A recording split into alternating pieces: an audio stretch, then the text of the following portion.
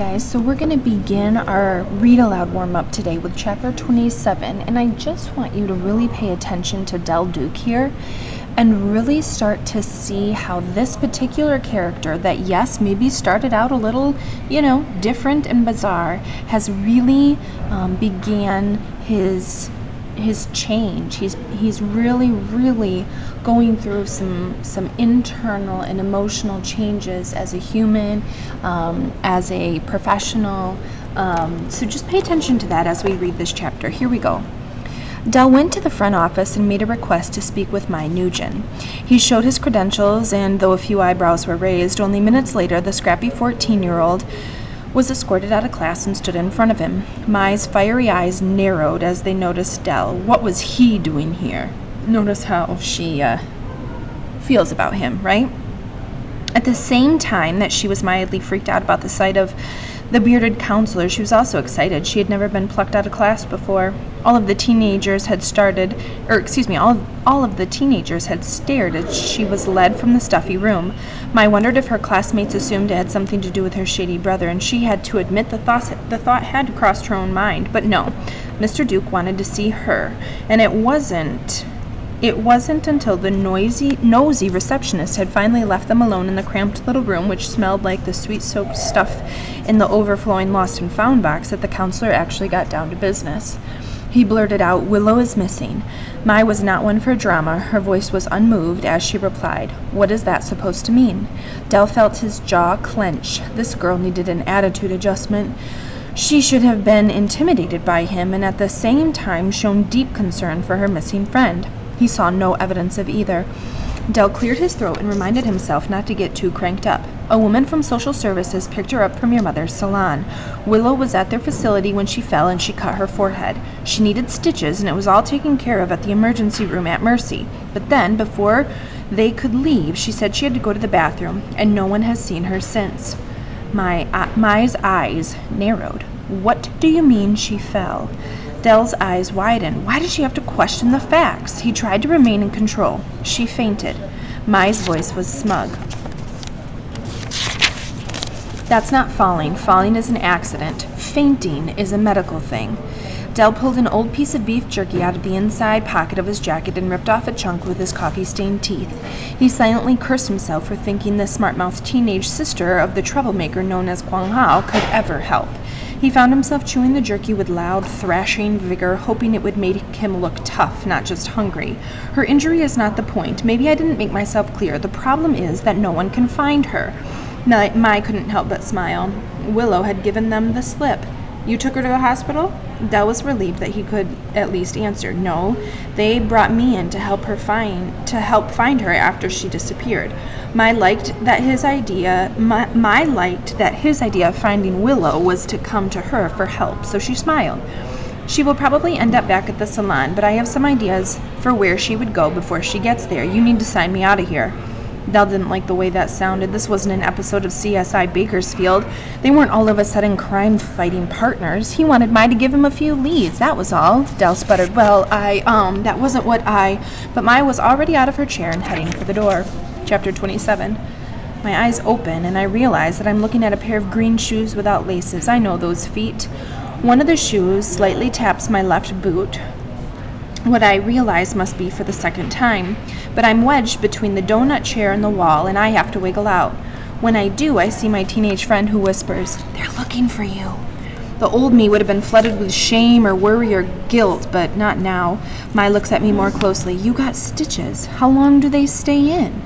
My hand goes up to my glabella, and I forgot about my elephant attack. I mumble, they're made from visceral, which is a polyalcoholic acid, and they will absorb by hydrolysis, so I won't have to get them taken out. Mai appears to understand the principle of absorption. Do they hurt? I'm not able to feel anything between my eyes right now, but my hip is sore from the position on the floor. And the rest of me is just so emotionally numb that I have no idea where the pain stops and starts, so I pull myself into a seated position and my right hand goes up to my cheek. I have the swirled carpet pattern on one whole side of my face. I must have been asleep for a while, so Mai continues. Del Duke is trying to find you, and maybe there's some kind of reward because he's pretty fired up. The smile on Mai's face is both kind and wicked at the same time, and guess what? I admire that about her. Dell calls social services right away, and I hear him report the news. He seems extremely excited. I get in his car, and I sit in the back with Mai like we're in a taxi, but we're not. Dell thinks that he's going to take me right back to Jameson, but Mai puts her foot down, metaphorically speaking. She says we must go someplace called Happy Jack's Pie and Burger Shop.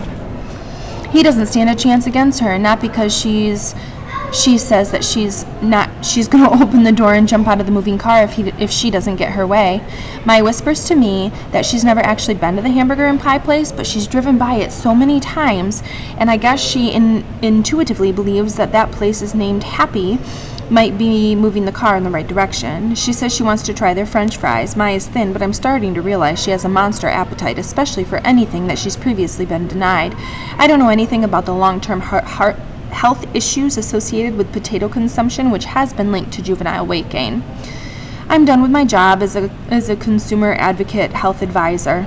Inside Happy Jack's, I sit puffy-eyed next to Mai, who orders me a slice of chocolate peanut butter pie. We are in a booth with a very high back, and I can see right away that Mai likes it here. She says it's cozy. It takes some effort, but I manage to eventually communicate that I would like some hot water with honey and 3 tablespoons of white vinegar. This is harder than it should be. Dell orders a cup of coffee. The school counselor goes back and forth between looking happy and very anxious, and I ignore the mood swings. I'm ignoring everything, so it's not too hard. After our food has arrived, Dell gets up and goes to the bathroom, but I see him peek over his shoulder before he disappears behind the squeaky men's room door. His face says that we are potential runaways, and he doesn't need to worry because I know for a fact that Mai's not leaving this place until she finishes her French fries. And I've run out of options for fleeing.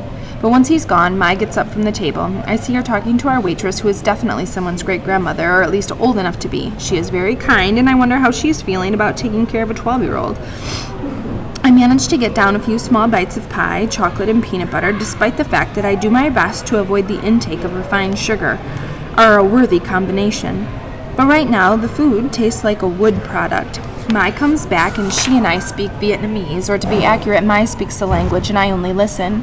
She is still working on her food when Dell returns and flags down the waitress. He asks for the check, and she says, "You're going to have to wait for the rest of your order, big boy. It's not up yet." Dell looks at Mai, who is expressionless, and I fixate on the idea of somebody calling Dell Duke big boy. It's a very aggressive thing to do, especially if the woman is looking for a good tip. And then I realize that the waitress has him right where she wants him. He looks even more anxious now. But I just stare down at my chocolate peanut butter pie with the 2 missing bites, and I wonder how it all came to this. The next step in my journey also turns out to be Mai's idea. She finds out that Dell's apartment has 2 bedrooms. She's talking, and I realize that she's giving him an explanation of why her family doesn't have the right kind of living conditions for me. Dell has no idea about their garage setup, and she's not telling him.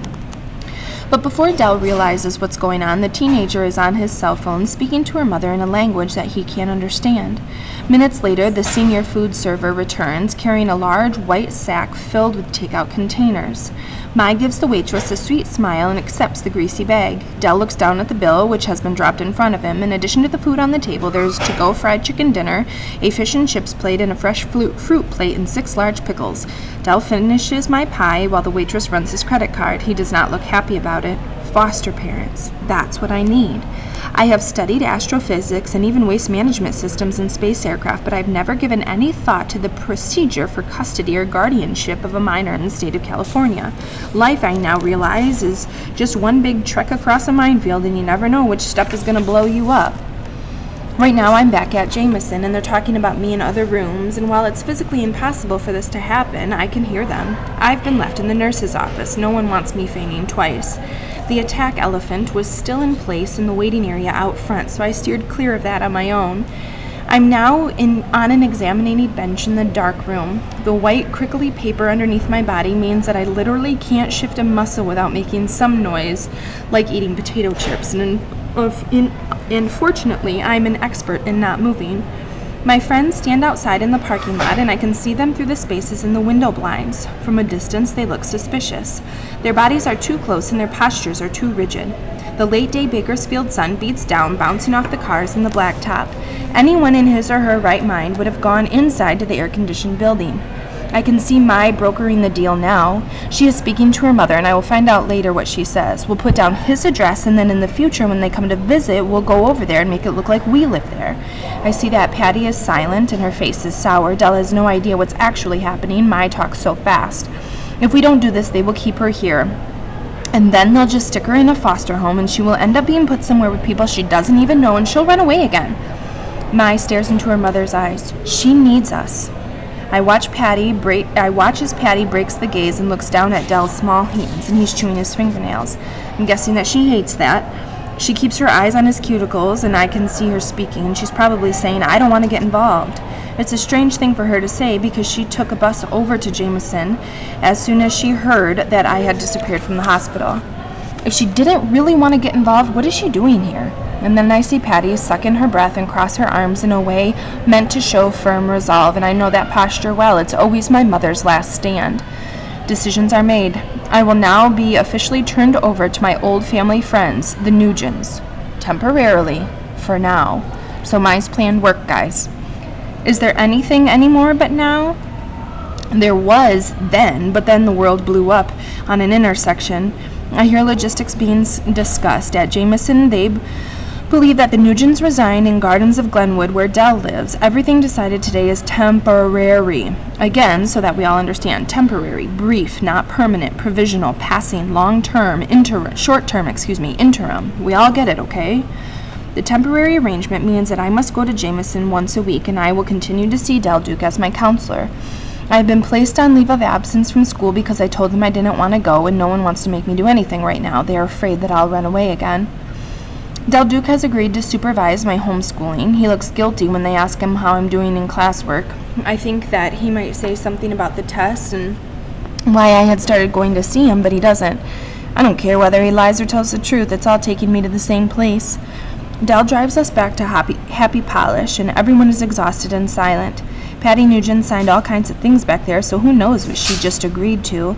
The old me would have read every single word on that paperwork, but the new me could care less. I'm out of there, that's all that matters. The sunlight has a way of dueling the world in Bakersfield, and I gaze out the window and everything is like a copy of its original. The whole place is faded, and it looks like it would be easier to just tear apart. I'm surprised when we go back to the nail salon, and it feels familiar. The strong odor of colored lacquers can be smelled out on the sidewalk, even with the door shut, and I'm certain that it's carcinogenic. Before the world came apart, this would have been a concern, but now I take a deep breath and I hold in the noxious fumes in my lungs. Bring it in, bring it on, all of it, bring it on. Del hangs around for a while, but he's just in the way. I can see that he's pleased with himself as he finally says goodbye and walks to his car. At Jameson, a lot of people thanked him, and he looked like someone who hasn't been thanked very often. One of his shoes is untied, but with his belly leading the way, he has a new swagger in his step. I don't see anything anymore. I can't help but notice. According to Patty Nugent, who seems to have seen her share of heartache, activity, and a glass of water cure almost anything if you give it enough time. So she makes me drink 2 glasses of water, and then she sits down next to me and says, I will help find a good place for you. I will not let them take you until we do. You have my word. You will stay here until we have the answer. I would like to express my gratitude, but I can't, because I can't express anything. I only nod. Patty gets up from the table and starts unloading little bottles of nail polish back into the cupboard. People usually find a good place for stray dogs or for the elderly when they can no longer go upstairs or use a can opener. Finding a good place for a kid seems like a much bigger challenge. Alright guys, that's where we're going to stop for today, but we're going to continue tomorrow with chapter 29. We'll see you then.